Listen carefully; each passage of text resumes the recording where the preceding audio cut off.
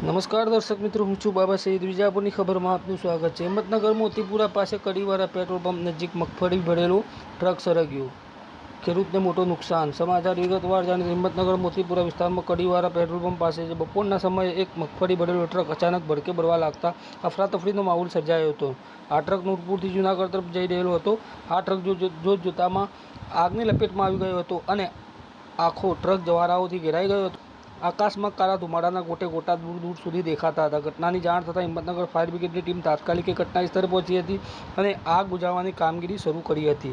જોકે આગ એટલી વિકરાળ હતી કે ટ્રકમાં ભરેલી મગફળીની એક એક ગુણી સળગી ઉઠી હતી. સદભાગ્યે ડ્રાઈવર અને અન્ય લોકો સમયસર સુરક્ષિત બહાર નીકળી જતા કોઈ જાનહાનિ થઈ ન હતી, પરંતુ આ ઘટનામાં વેપારી અને ખેડૂતોને મોટા પાયે આર્થિક નુકસાનની આશંકા સેવાઈ રહી છે. આગ કયા કારણોસર લાગી તે હજુ સુધી જાણી શકાયું નથી.